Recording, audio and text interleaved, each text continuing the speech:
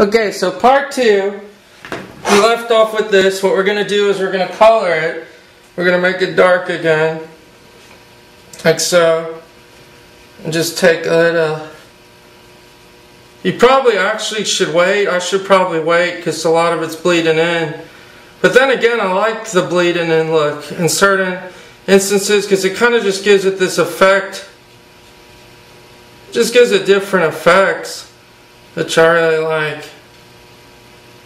Like it doesn't have to be completely, shaded. That's what's cool about Japanese art and colors. We're so used to where we see cartoons, I think, and a lot of. This is just me ranting like an old man or something, but it's like we see a lot of cartoons these days and things, and everything is colored in. Everything's drawn with lines, and then. Like if you look at the older stuff, it's really amazing just going with the flow of a lot of it. And I think I'm off camera right here, but I'm just doing the top of the sword. It's funny, once again with the sword I kind of got it off the page, but I'll show you when I zoom out. And then for the sword, I'm using a special tool. My professor made this for me, and it's just you put it over the painting so you don't rest your hand on it. And this is perfect for this because I'm the type that rests my hand. But then you want to make a diamond shape right here. First make a triangle shape coming down and then make a diamond. It doesn't have to be perfect. That's what's fun about doing this kind of style. Then a diamond and then another thing. And right here, fill that in with solid black where the sword is. So get a lot of color and just come back and fill it with black.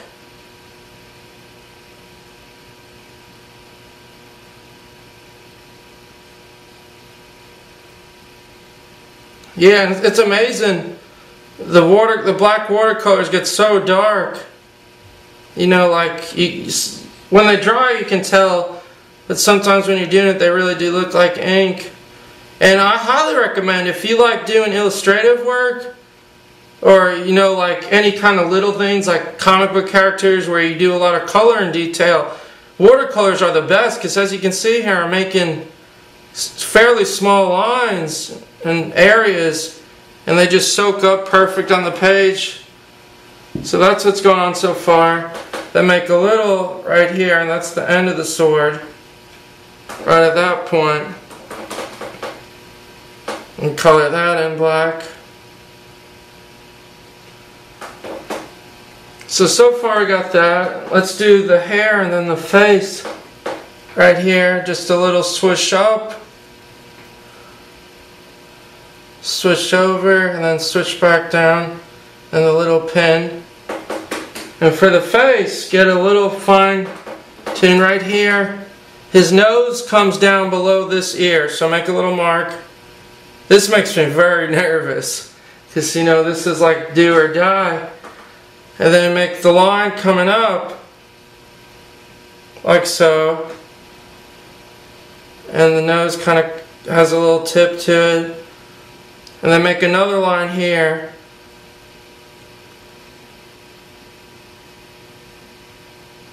and then make this line. I'm going to use that tool again to make this line arch up, because he has a very dramatic arch, the eyes do. So make that arch up like that.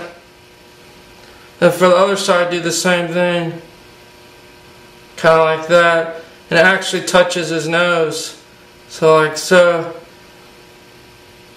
And then the eye comes down. He's got huge eyes, just like Japanese early paintings and things. Eye there, and it's kind of even on the bottom. Then this eye comes down. It arches up slightly, and takes a real high arch that way. And the pupils are pretty big. He's got pretty big pupils, so just draw it in there. It's amazing how once you just put the pupils in, it pops out. Like the whole drawing's coming to life now. Then put a pupil in there. Then just shade the pupils in. Yeah, I definitely recommend trying out watercolors. It's a blast. Then last but not least, the mouth. Just make a little grin, barely any line. And for the hand, do a squiggle. Usually when you draw knuckles, you know you can do a squiggle, but start it about here and make it curve in once, like that, and then bring it out again, and then curve it in. That's perfect, like that. And then make a little line here, right there, and then another one right here. And I made them very skinny, and you can see that's where the fingers are. And so far, that's pretty much it. You know, doing it like that style. We'll finish the hair. All you do is just color in the hair and you're done. And you know, I advise whenever you do it to really just enjoy the process, like doing, because when you're doing this, it's probably the most relaxing thing in my opinion, like just inking or just painting with blacks.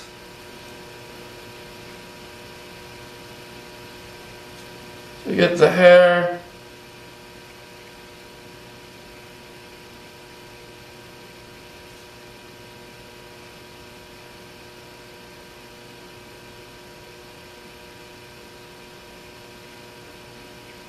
I think for the next video, I'm going to teach you how to draw Superman. I think.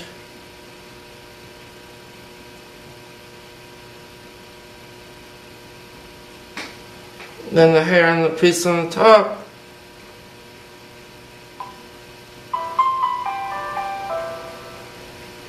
Then this piece on the top. And then go back. I'm going to go back and do the brush, the sword handle up here. Just touch it gently.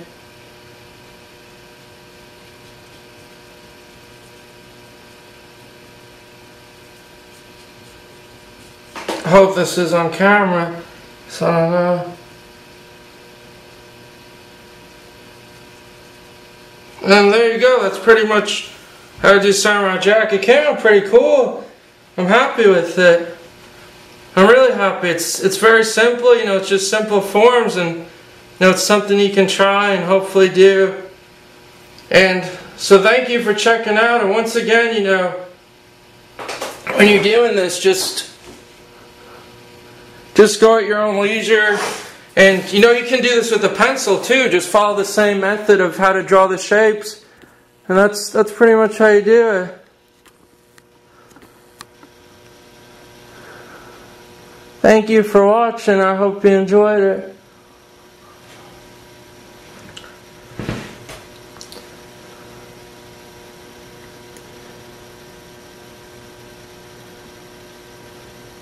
Oh yeah, and one more thing, if you're still listening, when it comes to doing stuff like this, like especially inking or doing simplified stuff, a very important rule, and that's something I was almost thinking of now, you never want to overwork it. Like right now I'm seeing, oh, maybe I could add a line there, maybe I could do something there. When you do, even with pencil sketches and things like this, just leave it as it is. Unless it's a huge issue, you know, just let it be, because it kind of has its own, you know, it has this own presence about it. That's why I love Japanese old art and things, because, you know, when they're done, it just has this imprint, you know, that it's final. That's, you know, it just has an amazing feeling about it. That's just my opinion, but another advice. So thank you for watching again.